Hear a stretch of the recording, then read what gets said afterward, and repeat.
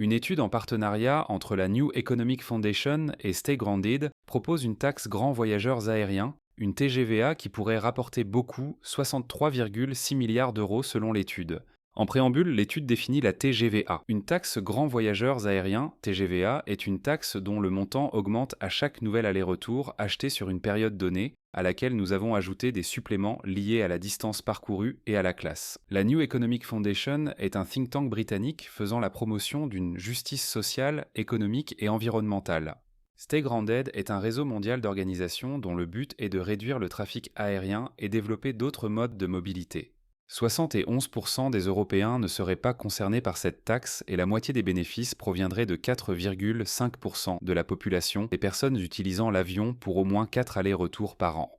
Seulement 15% des ménages ayant un revenu inférieur à 20 000 euros par an paieraient cette taxe.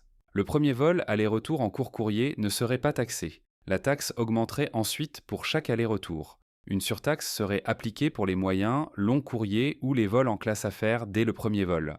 Sur la base de ces taxes, CE Delft, une entreprise de consultants en environnement aux Pays-Bas, a calculé que les émissions carbone pourraient chuter de 21% et le nombre de passagers de 26% d'ici 2028. Adastone Law, un cabinet d'avocats belge, a estimé que cette taxe serait faisable sous la juridiction européenne et sous les juridictions nationales. Le cabinet identifie toutefois plusieurs défis: le respect de la RGPD, l'identification des personnes et la transparence sur les prix. Concernant le respect de la RGPD, le suivi de données de vol est possible si la raison de ce suivi prime sur le droit à la vie privée. C'est déjà le cas actuellement pour des raisons de sécurité.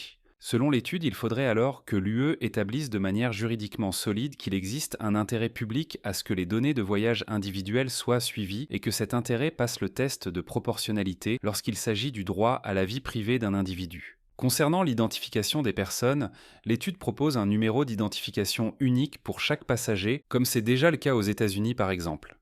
Concernant la transparence sur les prix des billets, l'étude propose que le voyageur entre le nombre de vols déjà effectués dans l'année avec une vérification a posteriori. L'étude aborde également l'impact sur les salariés du secteur et préconise le respect de 5 points. La promotion de la création d'emplois alternatifs, de préférence des emplois décents et sûrs dans des secteurs qui renforcent la résilience climatique, l'investissement dans le développement des compétences et les formations de reconversion si nécessaire, des limites négociées par les syndicats en matière de licenciement, le maintien des revenus pendant une période déterminée, au cours de laquelle les travailleurs sont aidés à se perfectionner et à se reconvertir dans les nouvelles industries vertes, et enfin l'utilisation du turnover naturel de la main-d'œuvre pour favoriser une transition en douceur. Dans le cas d'un remplacement des taxes nationales, les auteurs précisent que les recettes devraient être fléchées de manière équitable vers les différents pays de l'Union. 4 utilisations des recettes sont proposées. L'investissement vert et des aides aux personnes à faible revenu pour des dépenses éco-responsables, un budget pour assurer une transition juste pour les salariés impactés par la mesure, l'investissement dans les régions dépendantes du trafic aérien, le financement direct de pays ou régions vulnérables sur le plan climatique, ou l'envoi de subventions au sud géopolitique, c'est-à-dire aux pays plus pauvres. Ce dernier point s'inscrit dans l'engagement des pays développés pris lors de la COP 15 de 2009 à Copenhague pour un financement à hauteur de 100 milliards de dollars par an à partir de 2020 vers les pays du Sud géopolitique. En effet, les pays du Nord géopolitique, les pays les plus développés sont les plus pollueurs et les principaux responsables de la dégradation de l'environnement. Pour autant, ce sont les pays du Sud géopolitique, les pays les plus pauvres qui en subissent le plus les conséquences. Cet engagement vise à compenser en partie cet effet.